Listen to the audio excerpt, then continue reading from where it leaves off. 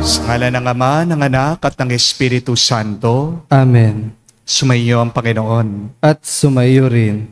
Mga kapatid, sa araw na ito, ating ginugunita ang ating mga minamahal na yumao. We are celebrating All Souls Day. Tayong lahat ay may kaluluwa.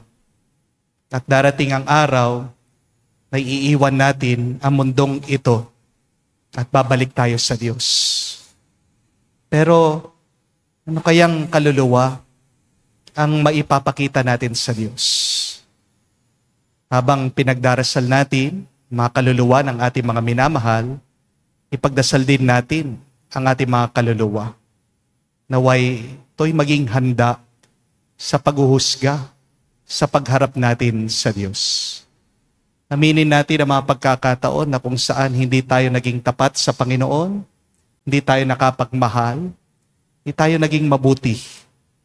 Tayo'y magpakumbaba. Hilingin natin muli ang kanyang awa, kanyang pagpapatawad, para tayo ay makitang karapat-dapat na makatanggap sa mga banal na misteryo. At para tayo ay makitang karapat-dapat din na makapagdasal para sa mga kaluluwa ng ating mga minamahal. Inaamin ko sa makapangyarihang Diyos at sa inyo mga kapatid na lubha akong nagkasala sa isip, sa salita, sa gawa at sa aking pagkukulang. Kaya isinasamo ko sa mahal na Birheng Maria, sa lahat ng mga anghel at mga banal, at sa inyo mga kapatid na ako'y ipanalangin sa Panginoong ating Diyos. Kaawaan tayo na makapangyarihang Diyos, patawarin tayo sa ating mga kasalanan, at nubayan tayo sa buhay na walang hanggan. Amen.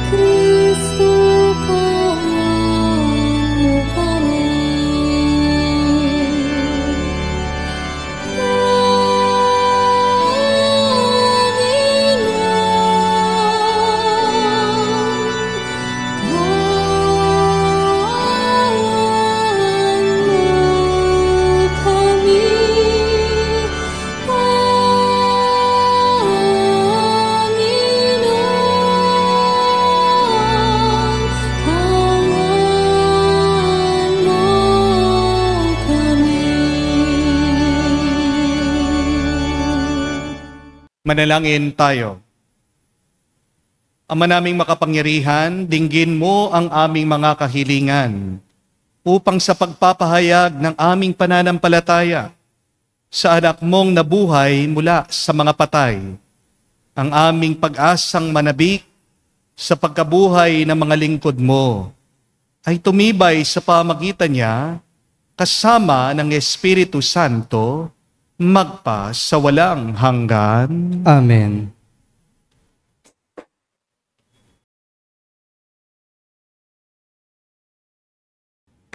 Pagbasa mula sa ikalawang aklat ng Makabeo. Noong mga araw na iyon, nagpalikom si Judas, ang pinuno ng Israel, ang mga kaloob na umabot sa halagang 4 na librang pilak at ipinadala sa Jerusalem upang ihandog na pantubos sa kasalanan. Ginawa ito ni Judas sapagkat naniniwala siya sa muling pagkabuhay ng mga patay. Kung hinding magiging kahangalan lamang ang ipanalangin pa ang mga namatay na. Dahil buo ang kanyang paniniwala na ang lahat ng namamatay nananatiling sapat ay tatanggap ng dakilang gantimpala. Ginawa niya ang paghahandog na iyon upang pagkakasala ng mga namatay na ito ay patawarin. Ang salita ng Diyos. Salamat sa Diyos. Panginooy nagmamahal at maawain sa tanan. Panginooy nagmamahal at maawain sa tanan. Kung paano nahahabag ang ama sa anak niya, gayon siya nahahabag sa may takot sa kanya. Alam niya na alabok yaong ating pinagmulan. Alam niyang babalik din sa alabok kung mamamatay. Panginooy nagmamahal at maawain sa tanan. Ang buhay ng mga tao'y parang damo ang katulad sa parang ay lumalago na animo ay bulaklak. Pagkat ito'y nahanginan, nawawalat, nalalagtas. Nawawala man din ito at hindi na namamalas. Panginooy nagmamahal at maawain sa tanan. Ngunit ang pag-ibig ng Diyos ay tunay na walang hanggan. Sa sino man sa Kanya'y may takot at pagmamahal. Ang matuwid niyang gawa ay wala ring katapusan. Yaong magtatamo nito'y ang tapat sa Kanyang tipan at tapat na sumusunod sa bigay na kautusan. Panginooy nagmamahal at maawain sa tanan.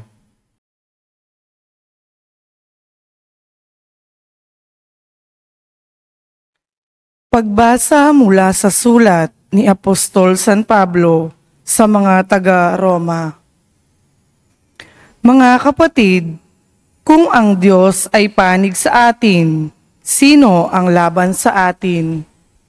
Hindi niya ipinagkait ang sarili niyang anak, kundi ibinigay para sa ating lahat. Kung naipagkaloob niya sa atin ang kanyang anak, hindi ba niya ipagkakaloob sa atin ang lahat ng bagay, kasama ng kanyang anak? Sino ang maghaharap sa sakdal laban sa mga hinihirang ng Diyos? Gayong ang Diyos ang nagpapawalang sala sa kanila. Sino ang hahatol ng kaparusahan? Si Kristo Jesus bang nasa kanan ng Diyos? Siya pa nga ang namatay at muling binuhay at ngayoy namamagitan para sa atin. Sino ang makapaghihiwalay sa atin sa pagmamahal ni Kristo? Ang paghihirap ba, ang kapighatian, ang pag-uusig, ang gutom, ang kahubaran, ang panganib o ang tabak? Hindi, ang lahat ng ito'y kayang-kaya nating pagtagumpayan sa pamamagitan niya na nagmamahal sa atin. Sapagkat natitiyak kong ang kamatayan, ang buhay, ang mga anghel, ang mga pamunuan, ang mga bagay sa kasalukuyan, ang mga bagay na darating, ang mga kapangyarihan, ang kataasan, ang kalaliman o ang alinmang nilalang ay hindi makapagpahihiwalay sa atin sa pag-ibig ng Diyos, ang pag-ibig na ipinadama niya sa atin sa pamamagitan ni Kristo Jesus na ating Panginoon.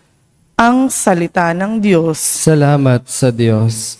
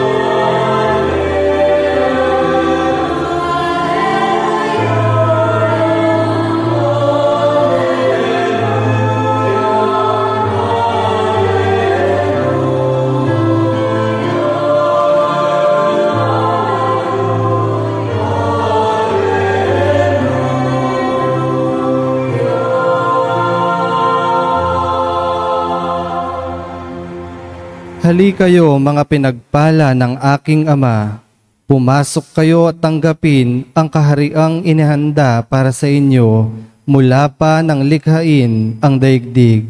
Aleluya, aleluya. Sumayo ang Panginoon. At sumayo rin.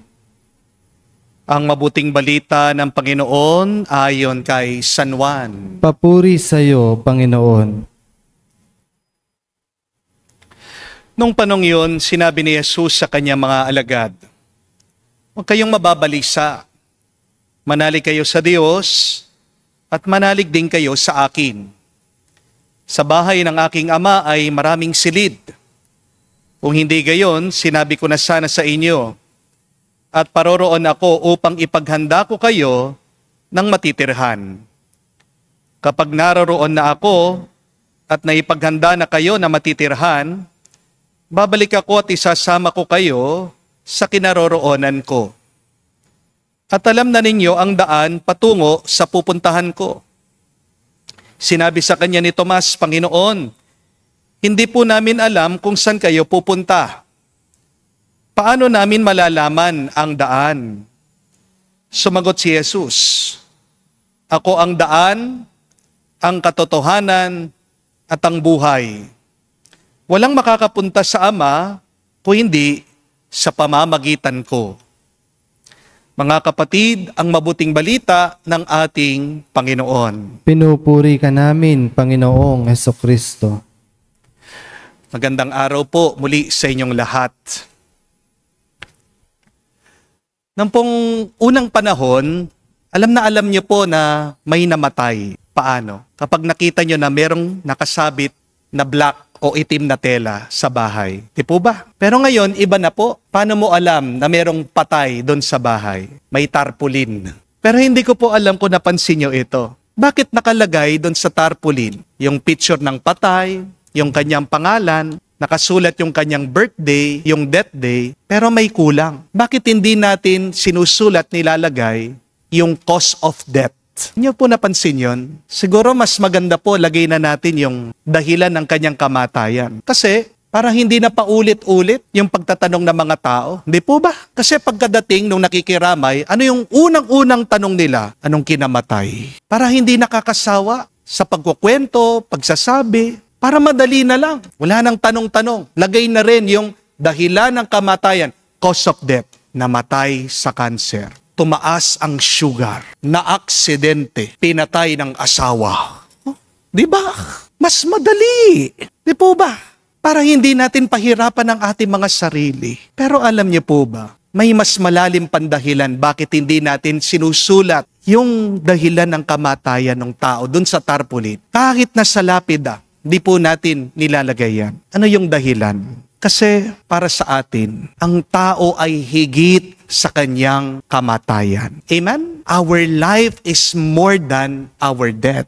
Kaya hindi natin nilalagay, sinusulat yung dahilan ng kamatayan para hindi mo husgahan yung tao dun sa kanyang kamatayan. Kasi ang buhay po natin ay hindi lang tungkol sa kamatayan. Di po ba? Kung ilalagay mo yung dahilan ng kanyang kamatayan, baka makalimutan ng iba kung paano nabuhay yung tao. Mas mahalaga kesa sa kamatayan ay kung paano tayo nabuhay. More important than our death is how one has lived.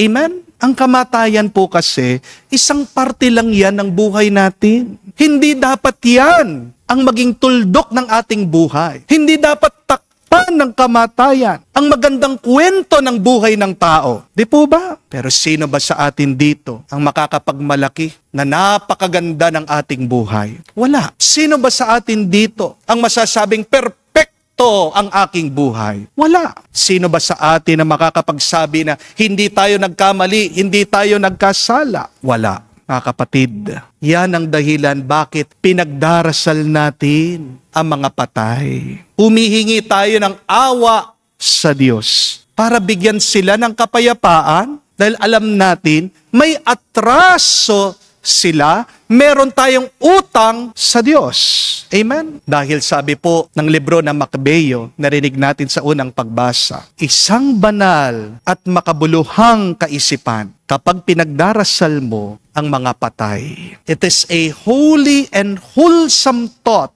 to pray for the dead.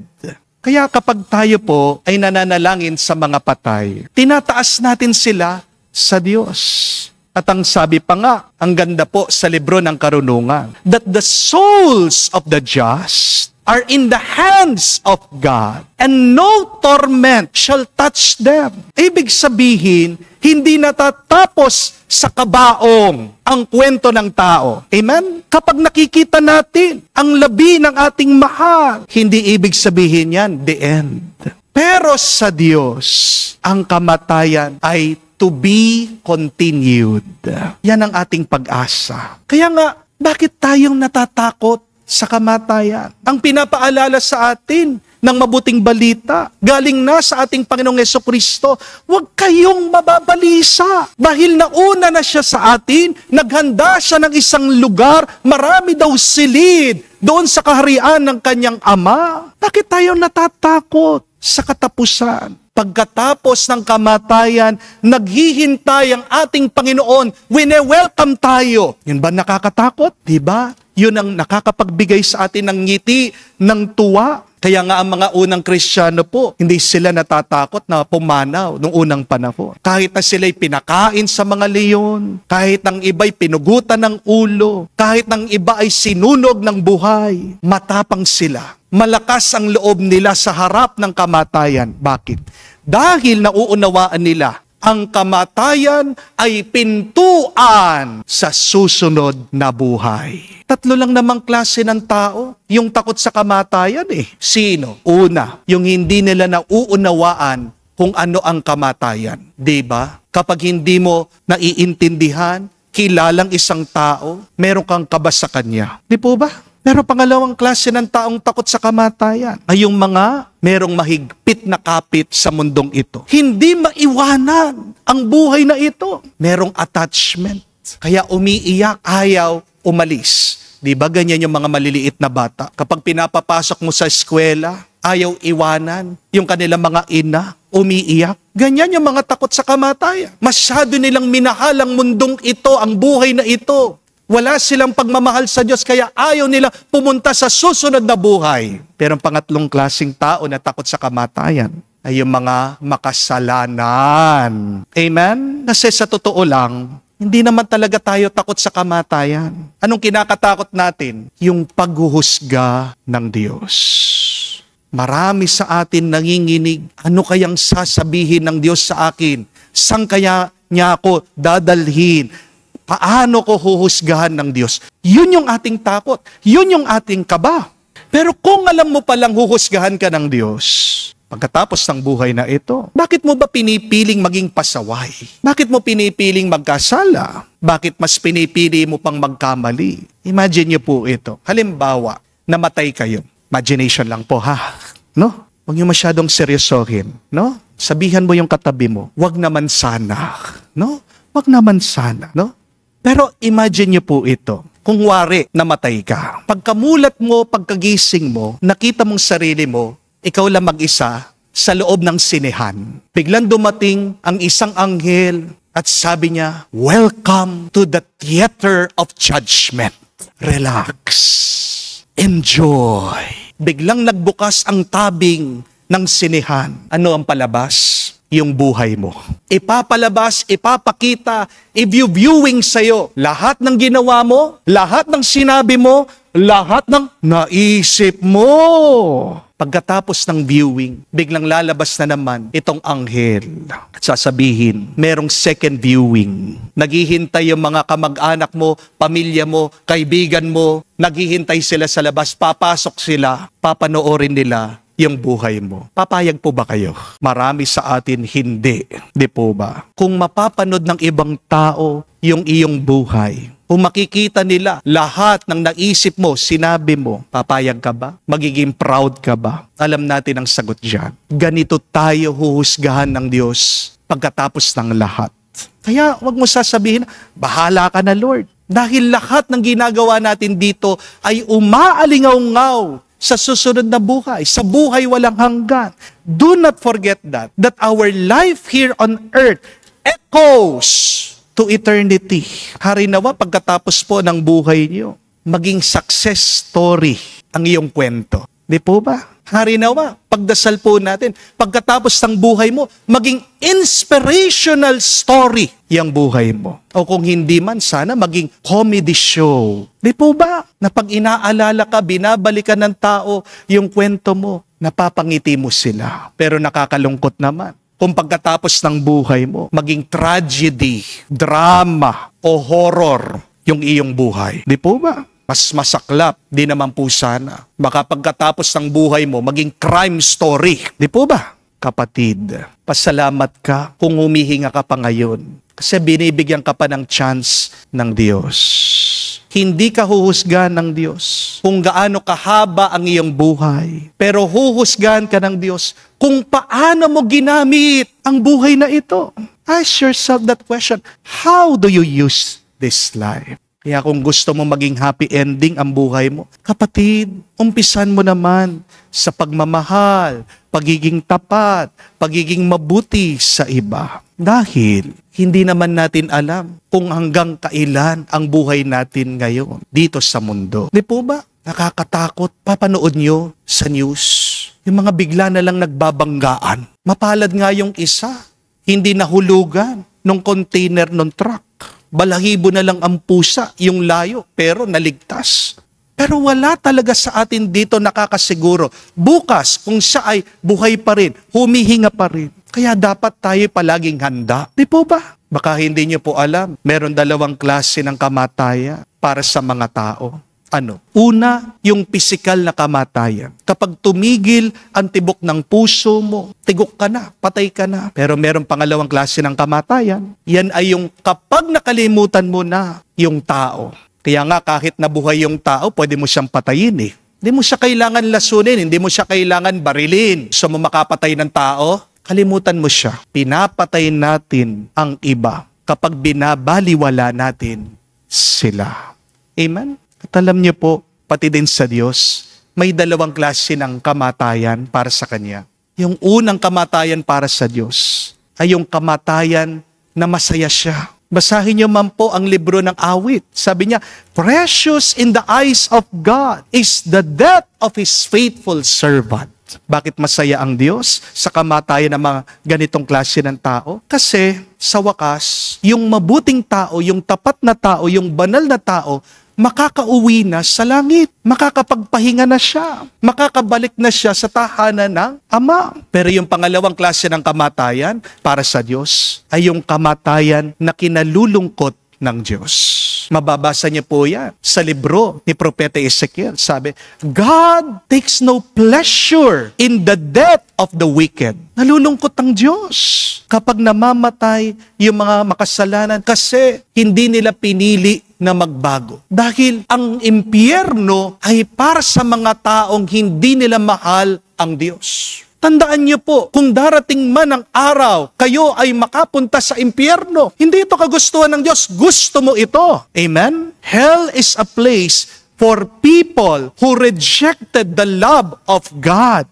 Hindi masaya ang Diyos kung mamamatay ka na may kasalanan sa puso mo. Kaya araw-araw, magpakumbaba ka, humingi ka ng tawad sa Panginoon. Amen? Ang tanong, kung darating ang oras natin na tayo ay mahimlay, mawala, ano kayang klase ng kamatayan ang mararamdaman ng Diyos? Na kapatid, kahit na anong gawin natin, darating at darating ang kamatayan. Di po ba? Kahit na anong gawin natin, darating at darating ang katapusan. Kahit na gawin mo lahat ng pamahiin, huwag ka daw magwawalis kapag merong lamay, bawal daw maligo, bawal daw pumatak ang luha doon po sa kabaong. Maglagay ka man ng sandamakmak na rosaryo doon sa kabaong. Meron at meron susunod sa atin. Di po ba? Pero huwag ka lang magmadali. Amen? Sabihan niyo po mga katabi niyo, huwag kang magmadali. Huwag kayong magmadali. Kung man merong mauuna sa atin, ladies first. Di po ba? Huwag naman sana. Darating ang kamatayan. Pero huwag kang magpapadepress sa kamatayan. Ingatan mo ang iyong kaluluwa. Tandaan mo ang tunay na layunin ng buhay na ito. Tayo'y dumadaan lang. Di po ba? Nakikidaan lang tayo. Kaya nga, yung mga iba sa inyo, lalong-lalo na yung mga nagnakaw sa kaban ng bayan, di nyo naman dadalhin yan. Iiwan nyo din yan. Mga kapatid, tandaan niyo po ito. Our goal is not to live long, but our goal is to live well. Ulitin ko po yun. Our goal is not to live long, but our goal is to live well. Amen? Di naman po sukatan sa kabanalan yung haba ng buhay eh. Meron nga mga 90 years old, walang direksyon sa kanilang buhay. Hindi po ba? Kahit na pagkatanda-tanda mo, kung miserable ka naman, anong halaga ng buhay na yun? Pero meron mga 30 years old na tapat, nag-iwan ng marka sa mundo, hindi sila makalimutan. Don't seek to be successful, but seek to be significant. Don't seek to be influential, but seek to be impactful. Kung gusto niyo pong matalo ang kamatayan, simple lang ang gawin mo. Ibahagi mo ang buhay na ito. Maging kamukha ka ni Kristo. Because people will not forget you when you are kind, when you are loving. Mga mabubuting tao, mababait na tao. Yan yung mga hindi natin kinakalimutan. Di po ba? Kaya nga ang tawag natin, meron silang legacy na iniwan. Napakaganda po nung nabasa ko na quotation, sabi niya, when we were born, we were the ones crying and everybody around us were smiling. Hopefully, after you die, you are the one smiling and everybody around you is crying. Nga naman po, no, ng mga sanggol tayo, pagkalabas mo dito sa mundo, pinalo ka na, umiiyak ka. Pero yung nanay mo, tatay mo, mga kapatid mo, kamag-anak mo, mga kaibigan nila, tuwang-tuwa sila. Pero sino ang matagumpay na tao? Yun yung baliktad bandang huli. Kapag namatay ka na, ikaw naman ang tumatawa, ikaw naman ang umingiti, habang yung mga taong minahal mo, silang umiiyak. Dahil ang iyak, ang luha, ay tanda ng napakalalim na pagmamahal. Amen? We pray that someday, when we leave this earth, we will be the one smiling and everybody is crying. Dahil yun po, ang magandang kamatayan. Ito ang happy ending ng buhay. Yung iiwan mo ang mundo na mayroon kang mabuting bakas, na nagmahal kang totoo, nagpatawad ka ng tapat, at pinasaya mo ang iyong kapwa. Kaya ngayon pong All Souls Day, habang inaalala po natin, pinagdarasal natin ang ating mga yumao, tanungin natin ang ating sarili. Magnilay tayo. Kung ako ay papanaw ngayon, masaya ba ang Diyos sa aking kamatayan? Ano kaya ang magiging reaksyon ng ibang tao? Dalawa lang naman po maririnig yung sa kanila eh. Una, pag nabalitaan nila, wala ka na. Ay, sayang, wala na siya. Pero yung pangalawang reaksyon, maaaring marinig mo, pag wala ka na, ay, patay na, buti nga. Anong gusto niyo marinig? Yung pag wala ka na, sayang, wala na siya? O yung buti nga? Kung gusto mong happy ending ang kwento mo, kapatid, simula ka ngayon, hindi pa huli, habang may oras ka pa, magmahal ka, magpatawad ka, maglingkod ka, magpakabuti ka. Amen? Our life here echoes to eternity.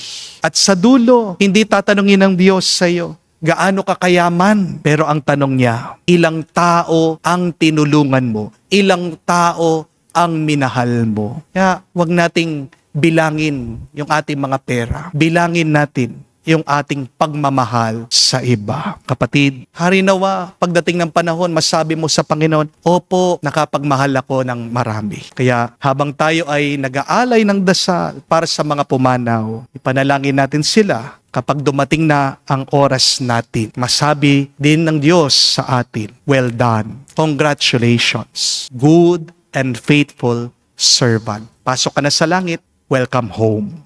Amen. Kaisa ng lahat ng naniniwalang walang kamatayan ang kaluluwa at muling pagkabuhay sa ating katawan, panalangin natin ang mga pangangailangan ng lahat na nabubuhay at namatay. Maging tugon natin ay, Panginoon, dinggin mo kami. Panginoon, dinggin mo kami. Para sa lahat ng mga Kristiyanong sumasampalataya sa buong daigdig, Nawa ang asal nila'y laging maging pagbibigay saksi sa pananampalatayang ipinahahayag ng mga labi nila at sa pag-asa sa buhay na walang hanggan, manalangin tayo. Panginoon, dinggin mo kami. Para sa Santo Papa, ating Obispo, at lahat ng ibang pinunong espiritual, naway magpatuloy silang magpahayag ng turo ng simbahan ng buong linaw at tapang at isabuhay ito araw-araw, manalangin tayo. Panginoon, dinggin mo kami. Para sa ating mga pinunong pambayan at lahat ng may pananagutan sa pagtataguyod ng kagalingan panlahat, naway ipagtanggol nila ang matuwid, gawin ng tama at pigilan ng mga malamang na magpapahamak sa madla, manalangin tayo. Panginoon, dinggin mo kami. Sa katahimikan po ng ating puso, banggitin natin sa Diyos ang ating mga personal na pangangailangan at ibulong po natin sa Diyos ang pangalan ng ating mga minamahal na yumao.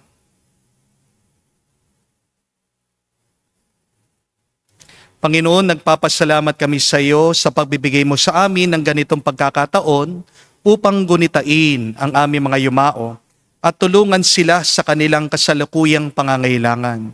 Sa pamamagitan ng aming pagdarasal, pagkaloob mo sila, Panginoon, ng kapayapaan at kaligayahang ninanais namin para sa aming lahat. Sinasamo namin ito sa ngalan ni Kristo, aming Panginoon. Amen.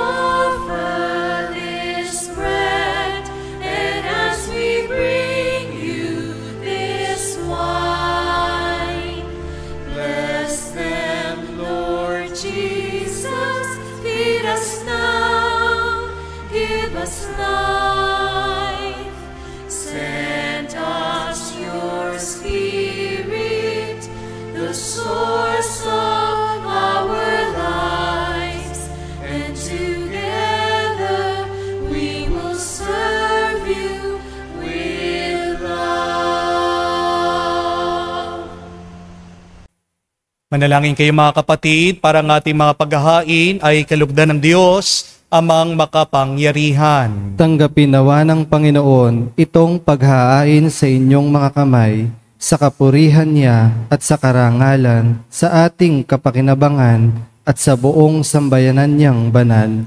Ama naming lumikha, ang aming mga alay ay iyong kalugdan, upang ang mga pumanaw ay mayakyat sa kalwalhatian, sa piling ng iyong anak. Nakaugnay namin ngayon dahil sa kanyang pakikisamang matapat bilang tagapamagitan kasama ng Espiritu Santo magpa sa walang hanggan. Amen. Sumainyo ang Panginoon. At sumayo rin. Itaas sa Diyos sa inyong mga puso at diwa. Itinaas na namin sa Panginoon. Pasalamatan natin ang Panginoong ating Diyos. Marapat na siya ay pasalamatan. Ama naming makapangyarihan, tunay nga marapat na ikaw ang aming pasalamatan sa pamagitan ni Jesucristo na aming Panginoon.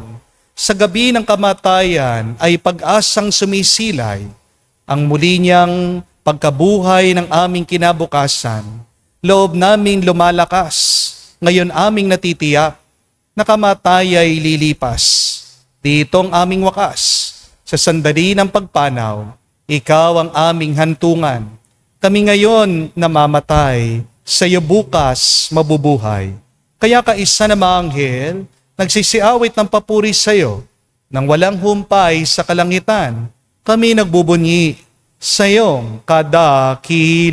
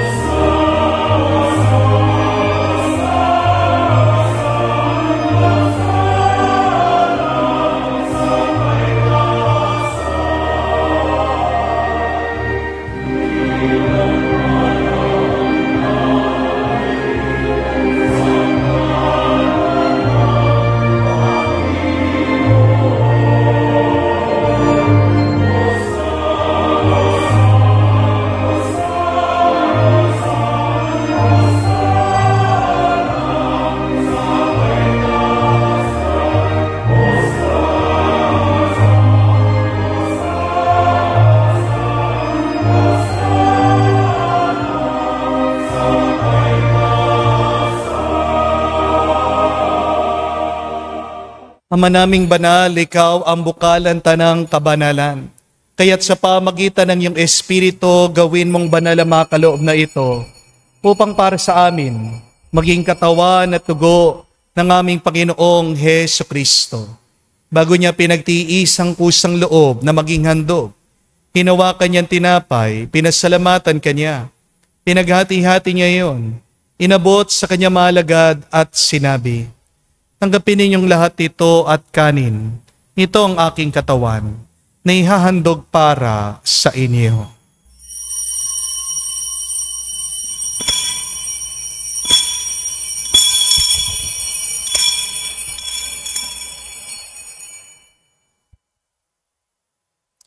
Gayon din naman, nung matapos ang hapunan, hinawakan niyang kalis. Muli kanyang pinasalamatan. Nabot niyang kalis sa kanyang malagad at sinabi, tanggapin ninyong lahat ito at inumin. Ito ang kalis ng aking dugo, ng bago at walang hanggang tipan. Ang aking dugo na ibubuhos para sa inyo at para sa lahat, sa ipagpapatawad ng mga kasalanan. Gawin ninyo ito sa pag-alaala sa akin.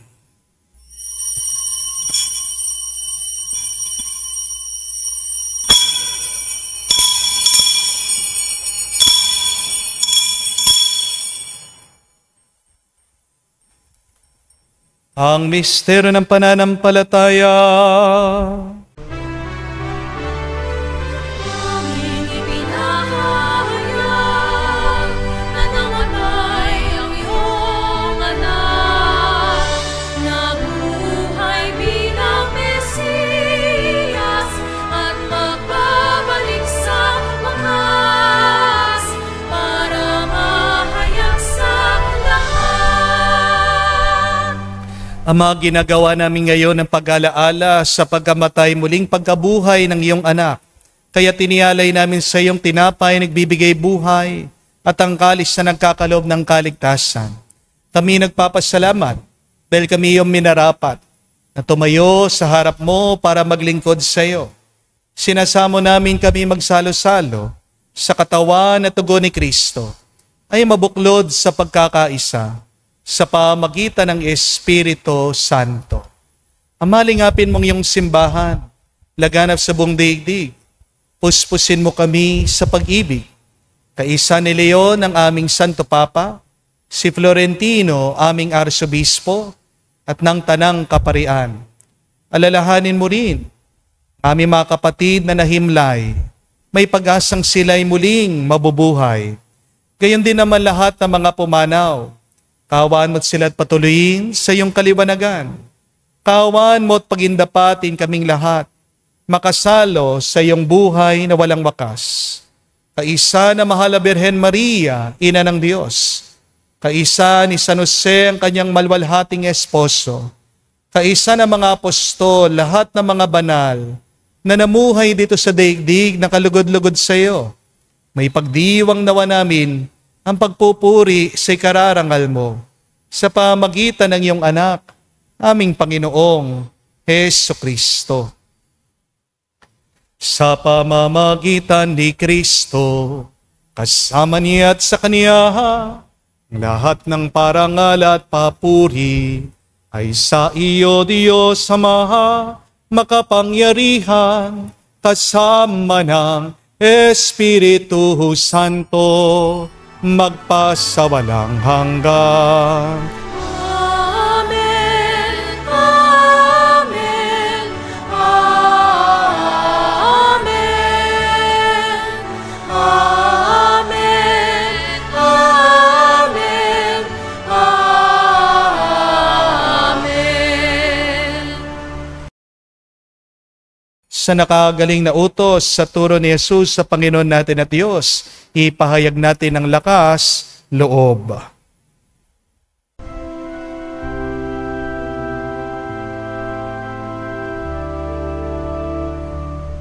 Ama namin, sumasalangit ka, sambahin ang ngalan mo, mapasa amin ang kaharian mo, sundin ang loob mo dito sa lupa, para nang sa langit. Bigyan mo kami ngayon ng aming kakanin sa araw-araw,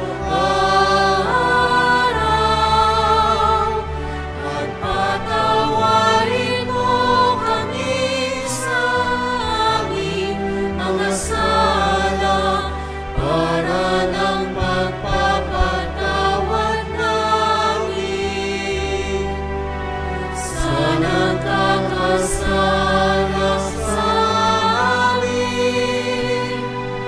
At huwag mo kami ipahintulot sa tukso, at iadya mo kami sa lahat ng masama.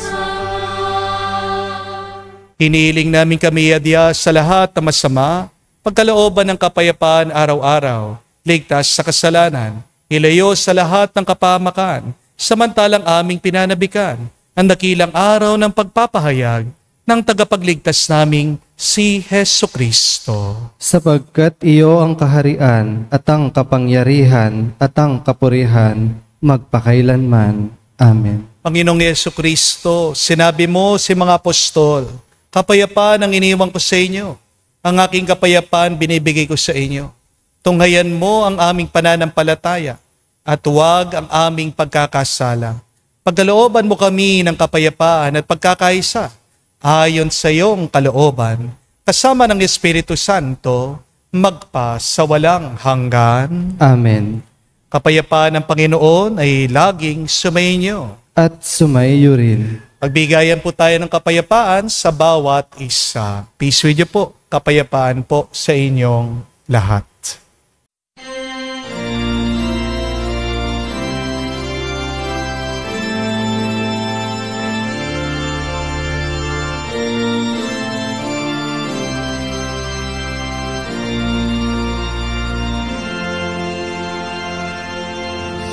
Kundero ng Diyos na nagalis ng mga kasalanan,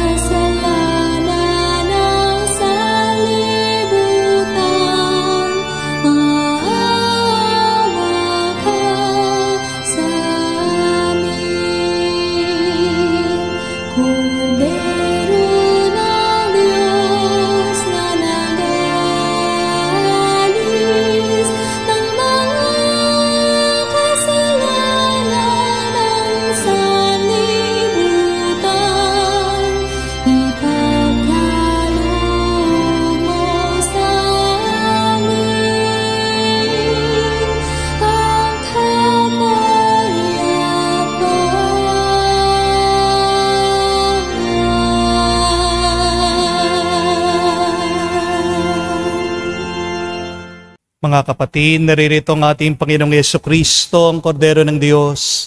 Siya nag-aalis sa mga kasalanan ng sanlibutan. Mapalad tayong lumalapit sa piging ng Kordero. Panginoon, hindi ako karapat-dapat na magpatuloy sa iyo, ngunit sa isang salita mo lamang ay gagaling na ako.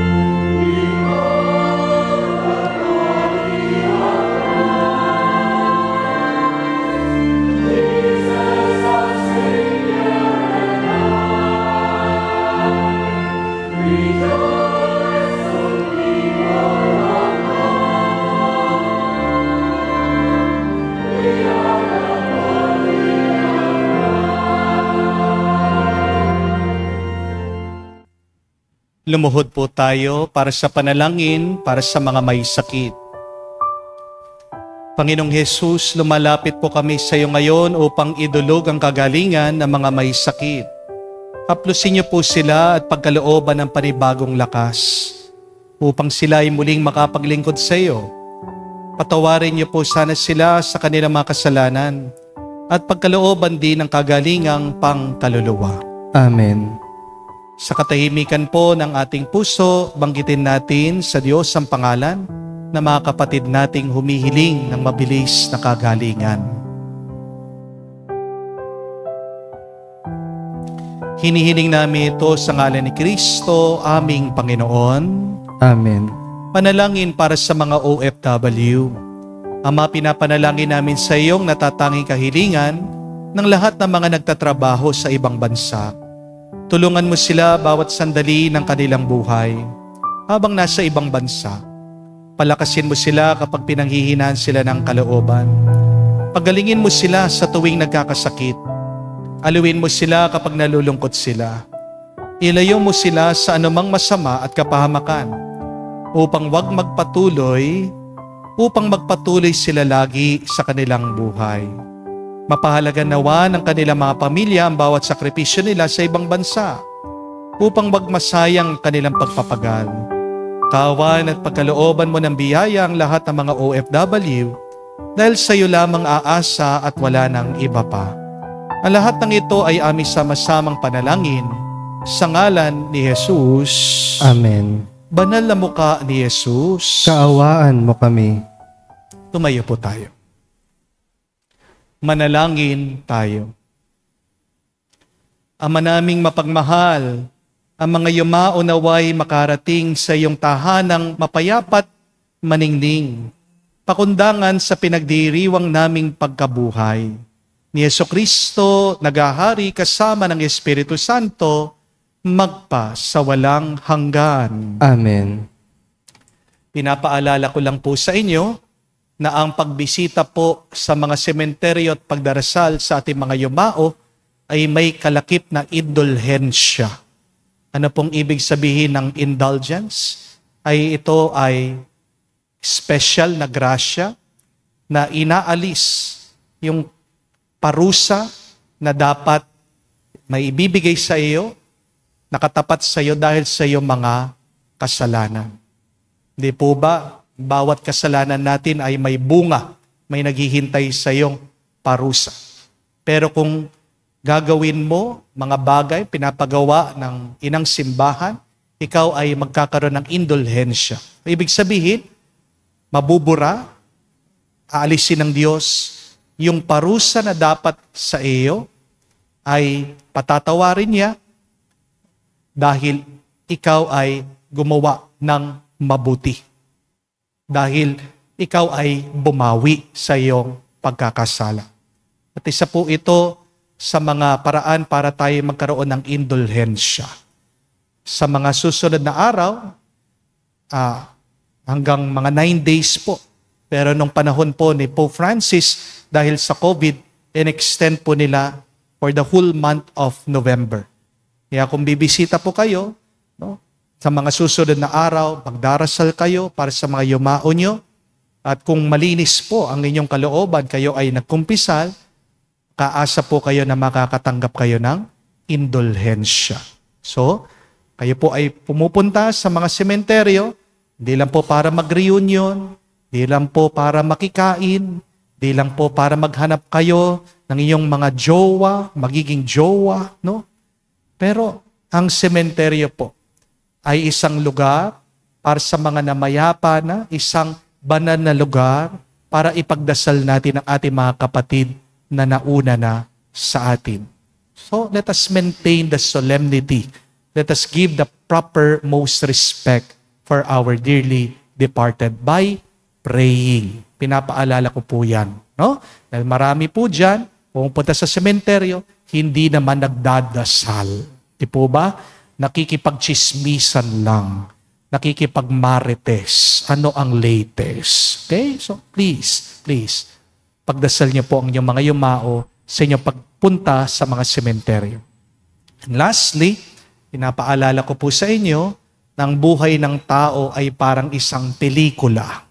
Bandang huli, ipapanood ng Diyos sa iyo ang pelikula ng iyong buhay. Yang assignment ko po sa inyo, ano kaya ang pamagat ng pelikula ng buhay niyo? Baka tinimbang ka, ngunit kulang. No? Sana magandang pamagat, no? May himala. Wow. Hindi po ba? No?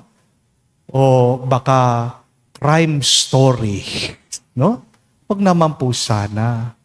Sana maging inspirational story yung inyong magiging storya. Dahil kayo ang writer, aktor, director ng iyong storya. Ang Diyos producer lang yan. Ha? Huwag niyong sisisihin yung ibang tao do sa pangit yung kwento. Kasi kayong gumagawa ng kwento ng buhay niyo. Tandaan niyo po, may nakahintay ng ending para sa atin.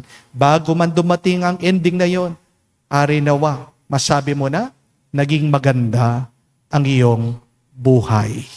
Para pag wala ka na dito sa mundo, napakaganda ng marinig mo galing sa ibang tao. Ay, wala na siya, sayang naman. Kaysa doon sa marinig natin, wala na siya, buti nga. Di po ba? So, habang pinagdarasal po natin ang ating mga kapatid na wala na, pagdasal natin ang ating sarili, pagdasal natin ang bawat isa, naway tayo maging tapat sa Diyos, magmahal tayo, magpakabuti tayo, para pag natapos ng ating buhay dito sa mundo, matuwa tayong tanggapin ng Diyos sa kanyang kaharian, doon sa kalangitan. Sumainyo ang Panginoon. At sumayo rin. At kayo basbasan ng Diyos, makapangyarihan sa lahat, sa ngalan ng Ama, ng Anak, ng Espiritu Santo. Amen. Ang ating misa ay natapos na, humayo kayo sa kapayapaan ni Kristo. Salamat sa Diyos.